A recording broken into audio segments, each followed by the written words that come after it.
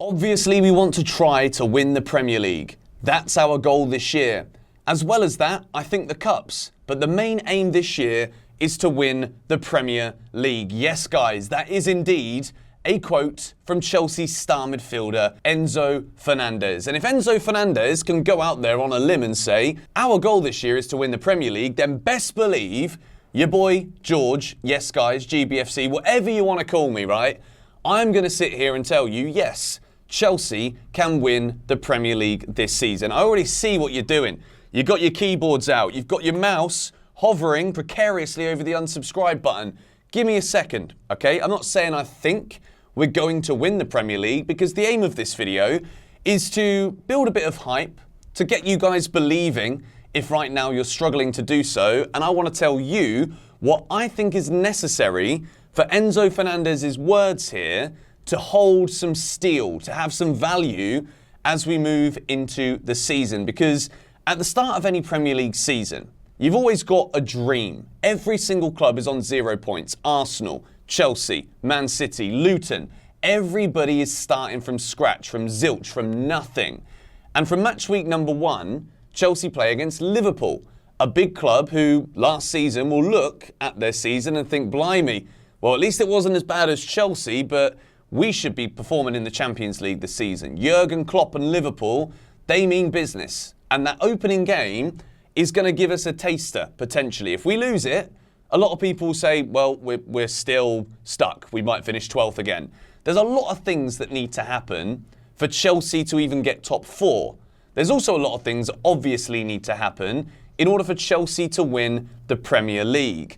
And the first topic that we're going to bring up in this video, we're going to talk about the other clubs. We're going to talk about the squad. We're going to talk about what we need. But first of all, we're going to talk about Mauricio Pochettino, a manager who has never won the Premier League. He's won the league in France with Paris Saint-Germain, but I mean, to do that doesn't really require a lot when you've got the money that they've got, the squad that they've got comparatively to the rest of the league. When he was at Tottenham, Chelsea Football Club ruined the party. There is a famous video clip of Leicester City players in someone's apartment, hotel room, celebrating that absolutely marvellous goal that Eden Hazard scored at Stamford Bridge to make it Chelsea 2, Spurs 2, and gift, you could say, the title to Leicester City. That was a Pochettino Tottenham team. The important thing we need to remember here, cue the moment where Benson just once again just throws Tottenham under the bus, but they don't need to be thrown under there because they just constantly live under the bus at this point. That's Tottenham. This is now Chelsea. Pochettino, when he was at Spurs, was still cultivating who he was as a footballing manager. He was still deriving his style, creating the kind of way that he wanted his teams to play. But more importantly, as a leader, as someone that players can look up to, take instructions from, and then as a result of that, produce something on the field, Pochettino wasn't necessarily ready when the chance was better than ever before to actually fulfill the delivery of a Premier League title that moment at Tottenham Hotspur. Whereas now, he's had that Premier League experience. Even Southampton, the way that he took Southampton up the league, the way they were playing, is a credit to Pochettino. Goes on to PSG, has a great experience with high expectations, but also managing big egos, big name players.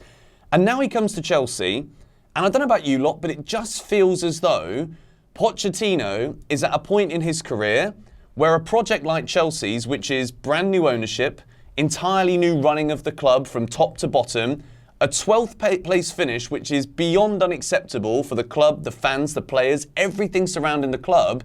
Pochettino has walked into this, and immediately you can see players like Ben Chilwell saying that he can't believe after 2 or 3 weeks he would run through a brick wall for a man. Pochettino is that guy.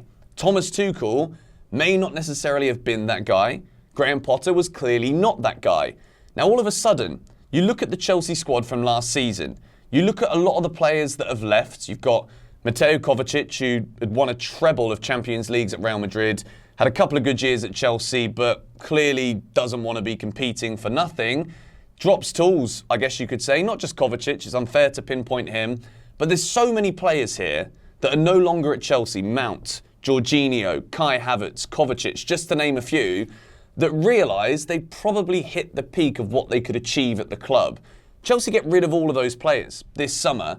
You've got an incredibly young squad, the youngest squad in the Premier League, and within the first 2-3 matches of Pochettino being here, there is immediately a shift in numerous things, intensity, dynamism of attacking play, which hasn't even been there even when we won the Champions League. When it comes to creative, progressive, attacking style, when we won the Champions League, we weren't blowing teams away.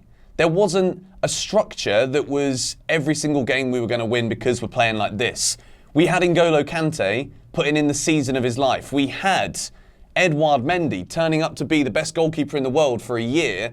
And we had Tony Rudiger in the back delivering the best defensive display in a Champions League final that I can remember in a very long time. Mauricio Pochettino has galvanised the dressing room, as well as seeing a lot of players leaving that were probably leaving a bad taste in the mouth of those who really wanted to be there. Reece James has made a lot of comments about players not wanting to be at Chelsea last season. The atmosphere wasn't good. It was poison dripping into the rest of the squad, and then the capitulation that would be the word that I would use to describe the entirety of last season got to a point where at the end of it, everyone is delighted that we don't have to watch Chelsea play football anymore.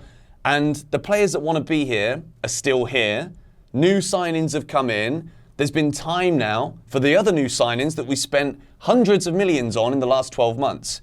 They have now had time to identify as Chelsea players, to understand new instructions from a manager fresh off of Tottenham, Southampton, PSG, who's developed as a person, as a leader, and also as a coach. And as much as I'm not going to sit here today and say we're definitely winning the Premier League, because that would be ludicrous, but I would say in terms of the way that we're playing football, at the intensity we're playing football, Chelsea are better equipped right now than we have been since we last won it in 2017, and even that came as a surprise. Antonio Conte needed to be demolished away at Arsenal to change everything, to have the guts to change everything, play his way, and the Premier League wasn't ready for it. Now, this is where we talk about the competition. Since that title win, since Leicester and then Chelsea, what has happened is there has been a revolution with two men as leaders of this, Jurgen Klopp, Pep Guardiola. These two have absolutely thrown everything away that was successful before and built blueprints that have made those two clubs absolutely beyond successful, not just because of the way they play, but with the identities of which they've created as a result of having time to be able to build something. All of the building that's gone on under the new owners, whether you think it's been good or bad, Pochettino has now come in as the guy that they believe is a top-level manager to have enough about him to come and compete with Klopp, with Guardiola, with the emergence of Mikel Arteta, Erik ten Hag, good young managers with points to prove, who are also striving for the same thing. Now, Liverpool this year are 100% improving on what they had last season. They've had a midfield rebuild, which has seen the whole of the dead wood from that midfield be replaced with quality players. Could also get Romeo Lavia, which I think would give Jurgen Klopp the best team he's had to work with for a few years. And they've been competitive for a while. Pep Guardiola, is it possible that Man City this season, despite Erling Haaland, despite the brilliance that is Pep Guardiola, is it possible that 3 in a row, a treble last season, is there going to be a hangover from that? There might be for Jack Grealish, that's for sure, but there may well be a point where Man City, they've lost a lot of key players as well. Remember, Ilkay Gundogan, massive member of the squad. Riyad Mahrez, experience. And at the moment, Josko Gvardiol doesn't look like he's coming in. Man City is certainly not winning the transfer market right now. You add that on to losing the experience that they've lost and motivation. I don't think Pep will struggle to motivate them, but having won a treble and 3 Premier Leagues in a row, I think it is time now for all of the Premier League clubs to come together to dismantle Manchester City.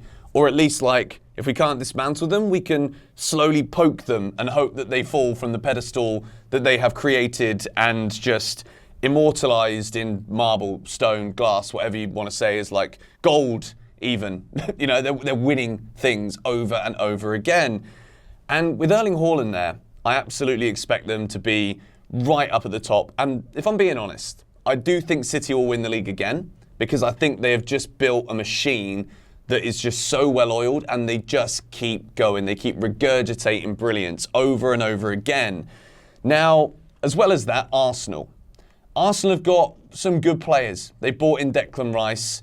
It looks to me as though Mikel Arteta still has no idea what to do with Kai Havertz, and maybe this is something that could be a downfall for Arsenal. They've had a couple of good results in pre-season. Havertz has scored a couple of goals, also broke a record with that striker thing that they do in America where he didn't hit the target or score a goal or whatever it was.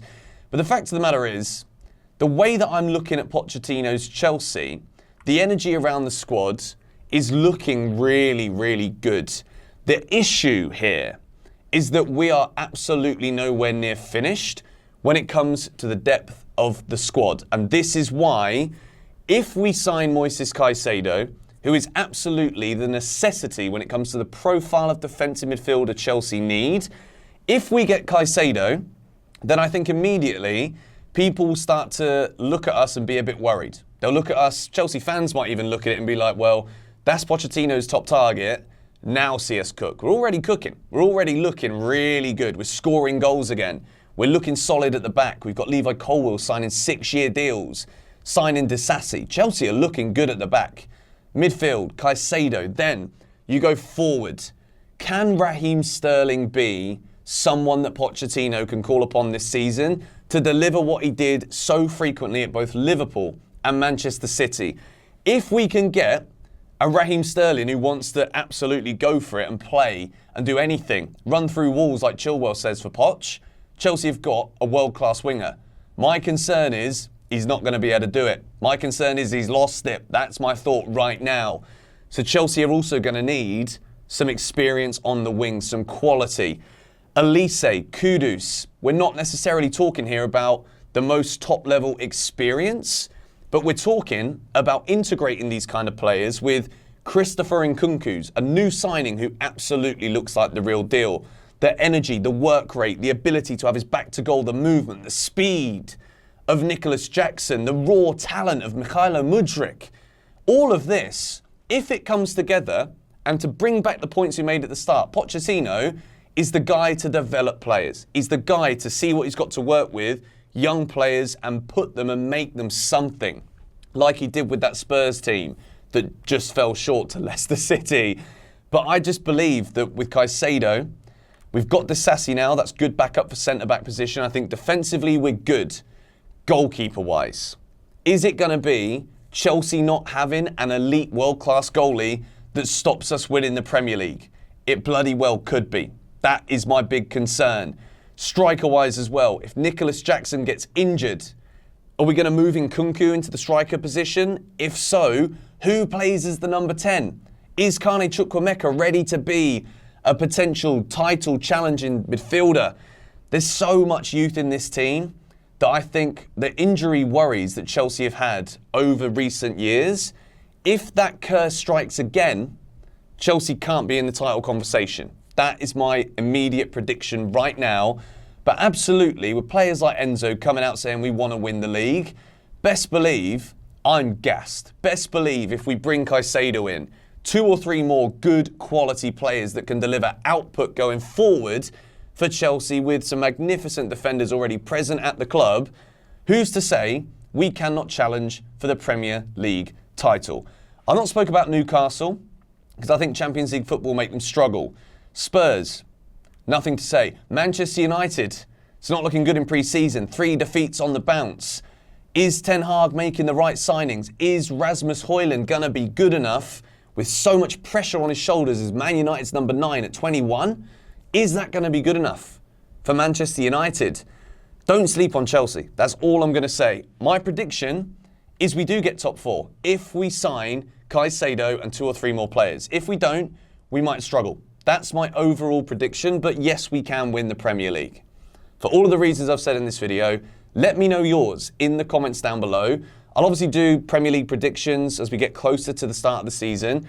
And based on who we sign or who we don't sign, I will do a backup to this video. I'll look back on what I've said here, see if those signings have happened, and elaborate on points even further. Hit the like button if you do enjoy the hype, subscribe to GBFC if you are new, and make sure you're awake tonight because I am going live for Chelsea Dortmund, the first live stream of pre-season in the studio. Love to see you guys there. Come on, you Blues.